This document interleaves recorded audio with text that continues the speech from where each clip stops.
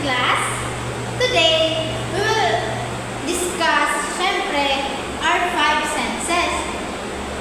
But, syempre, before that, we should pray first. So, ayan. Let us stand now, kids. Because this lesson is enjoyable. I promise that. So, ayan. Let us bow our head na and feel the presence of the Lord. Father, of the Son, and the Holy Spirit. Amen. Our Father, who art in heaven, hallowed be thy name. Thy kingdom come, thy will be done on earth as it is in heaven. Give us today our daily bread, and forgive us our trespasses, as we forgive those who trespass against us. And lead us not into temptation, but deliver us from evil. Amen. So, ayan. Maupo na kayo. Because sisimulan na natin yung masaya nating lesson. So, ano ba yung mga matututunan ng aking mga minamahal na estudyante ngayong araw? So, number 1 is ma-identify natin kung ano yung 5 senses natin. So, sino ba yung nakakalam ng 5 senses natin? Di ba may 5 senses tayo sa ating katawan? So, the first one is sense of sight, syempre. Di ba? Yung mata natin, ginagamit natin siya para makita. Pangalawa is yung tenga. Ano ba yung nagagawa ng tenga natin, students? Ano ba yung purpose niya sa katawan natin sa pang-araw-araw natin ginagawa? Di ba? Everyday natin siyang nagagamit. Pangalawa is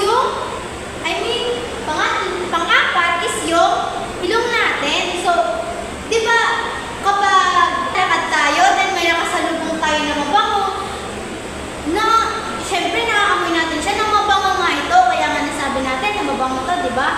So, nagagamit natin yung sense of smell natin para masabi natin na ang isang tao ay naligo, nagpabango. Sino pa dito yung mga hindi naligo? Kasi maaamoy naman yan eh. Joke na. And yung panlima natin is yung panlasa natin. Ano ba yung ginagamit natin ano ba ginagamit natin na panlasa? Di ba yung Di ba yung ginagamit natin para magkaroon tayo ng panlasa is yung dila natin. So, ano ba yung di ba may iba't ibang taste tayo or may iba't ibang lasa yung bawat pagkain? Di ba yung adobo may sarili din yung timpla, may sariling lasa, yung spaghetti, may candy ako dito. Itong candy, may dalawang candy ako dito. Anong lasa ng candy na to? Yes! That's right! Matatamis tong candy na to. It's sweet. So, kapag kinain natin to, malalasahan ng ating dila yung tamis niya. So, ayan. And, dito din, matatakal din dito kung paano sila gumagana and para saan sila. So, ayan. Meron din pa pala, may isa ang makalimutan. Yung sense of touch natin. Di ba kapag nadikit tayo sa mainit, nararamdaman natin siya na mainit. Yun yung sense of touch natin. Kapag pinurot tayo, nararamdaman natin yun. Kapag nadikit tayo sa isa pang tao, mararamdaman natin yun. That's our sense of touch. So I have flashcards here. Itong flashcards natin dito, nagpapakita siya ng body parts na may 5 senses natin, 5 to. So, sasabihin niyo sa akin kung ano yung gamit natin sa mga parts na to. Sasabihin niyo sa akin kung saan natin sila ginagamit. So, ayan. First one is ito. Ano to? Ano yung ginagamit natin dito? Yes, Mary Jane. Taas ka ng kamay. Ano to? Ano yung ginagamit natin dito? Yes, tama. Sense of sight. Ito yung ginagamit natin para tayo makakita. Di ba ikaw, kapag nakita mo si Louie, di ba guwapo siya? So, yun yung nakita mo siya, ginamitan mo siya ng sense of sight. So, yan, very good. Please sit down. Yan. The next one is this hand. So, ano yung ginagamit, ano yung sense na ginagamit natin sa hand? Anyone? Hand. Yes, Marisa? Yes, sense of touch. Kasi, madalas ginagamit natin yung hand natin para yun yung mag-touch sa atin. The next one is mouth. Oh, ano naman yung sense ng mouth natin? Yes, sense of ano? Yes, sense of taste. Yung dila. Nasa loob ng mouth yung dila and yun yung nakakalasa.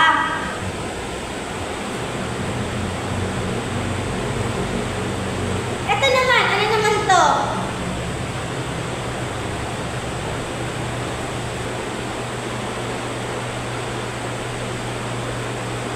Yes po, it's a sense of hearing po. Yeah, tama. Ang galing talaga ng mga students ko. Sense of hearing, ginagamit natin siya para makarinig tayo ng mga music, sa TV, sa radyo, para marinig natin yung nagsasalita sa cellphone natin kapag nanonood tayo ng mga TikTok, FB, videos, ganyan. So, ito yung ginagamit natin, sense of hearing. Ito naman, ano naman sense to? Kasi, ito, nagagamit din natin siya para sa araw-araw.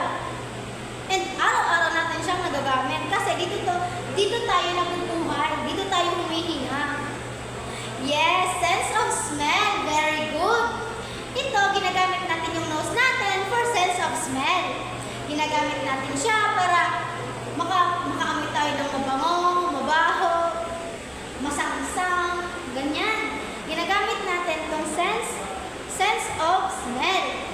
So, ayan. Very good. Ang gagaling talaga ng mga students ko.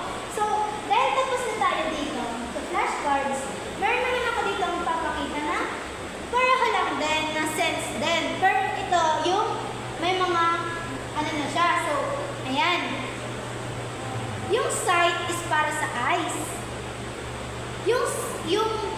Yung sight is para sa eyes, para tayo ay makakita. Yung nose naman, para sa smell, para naman tayo makaamoy. Yung hearing naman, yung tenga natin, para naman makarinig. Makarinig tayo ng mga music, ganyan. Yung kausap mo kapag nagsasalita para marinig natin, magkaintindihan tayo, ginagamit natin yung ears natin. Yung tongue naman, or yung dila natin, ay sense of taste. Sino ba walang panlasa dito? Or sino walang dila dito? And then, joke lang. Lahat tayo dito may dila. Ayan, lahat tayo dito nakakalasa. Ay, yung sense of touch naman, or yung kamay, ginagamit natin siya para makaramdam. Ginagamit natin yung kamay natin para makaramdam ng mainit, ng malamig. Actually, nararamdaman natin siya kahit saan. Kapag inurot tayo or something, ayan, nagagamit natin yan. Nararamdaman natin, like, pinapa mo, tumapa ka, tapos may nahawakan ka. So, hahawakan mo lang siya, tapos malalaman mo na kung anong bagay yun. Like, kasi, yun nga, sense of touch, nalalaman natin kung ano yung nahawakan natin. And dito naman, yung mga pwede natin makita, yung example na pwede makita ng ating senses, ayan. Yung eyes, nakikita niyo yung TV, rainbow, tas yung clock. Dito naman sa hearing, nakakarinig siya ng tawag, tugtog, tapos sa radyo. Dito naman sa nose, nakakaamoy siya ng bulaklak, ng pabango, tapos ng cheese. Mabango ba students yung cheese? Naamoy niyo ba yung cheese? Dito naman sa taste, dito sa tongue, Ito yung iba't ibang klase ng foods na pwedeng malasahan. Actually, lahat naman nalalasahan natin, kahit nga sabihin natin na matabang, may lasa pa rin, di ba? Kasi nga matabang. Nalasahan mo na matabang kasi may panlasa ka. Dito naman sa hand, ito yung mga nahahawakan natin yun nga, sense of touch natin. Lapis, ito yung laruan ng mga bata, and calculator. So, ayan. Naintindihan na po ba yung five senses natin, kung saan natin siya ginagamit? Yan, ang galing-galing naman ng mga students na yan. So ngayon students, magbigay tayo ng mga examples ng five senses natin. So, anyone, kahit ano basta ginagamit ng five senses natin. Ulit nga yung five senses natin. Sense of sight, hearing, touch, smell, and sight. Very good! Nakuha talaga nila. Magaling. So, ayan. Ano yung sense of taste? Ano yung favorite nyo na food, students? You can raise your hand and answer. Yes, Marisa, ano? Adobo. Yun ba yung favorite? Niluluto ko yan sa'yo palagi ng parents mo, ng mami mo? Sana all nilulutuan. So, ayan. Dito naman sa last, ano natin is, meron dito ang activities teacher since na naiintindihan niyo na yung lesson natin for today. Ito yung activity teacher na lahat kayo ay gagawa. You will just connect the dots kung saan sense siya. May five senses, then i-connect niyo siya kung saan senses sa gumagana. Itong laruan, saan to, radyo, itong rainbow, ice cream, and itong bulaklak. Aalamin niyo kung saan sila gumagana sa senses natin, and you will submit it to me because this is your activity. So, ayan. I will just give it. Then, isasubmit nyo siya sa akin. That will be your activity and your assignment at the same time. So, ibibigay nyo siya sa akin tomorrow. So, ayan guys. Since finish na tayo, thank you so much, children, for listening to this wonderful and enjoyable lesson. Or, in other words, children, nag-enjoy ba kayo? Ayan. Thank you sa pakikinig. And sana may natutunan kayo sa akin ngayong araw. So, ayan. Tayo na kayo and let's have our prayer. Let's have our closing prayer na para lahat tayo ay makapagpahinga at makauwi na. So, ayan. Let's stand up. Let's bow our head. And let's pray. So, believe in the Father, and the Son, and the Holy Spirit. Amen. Lord, thank you for all the blessings we receive today.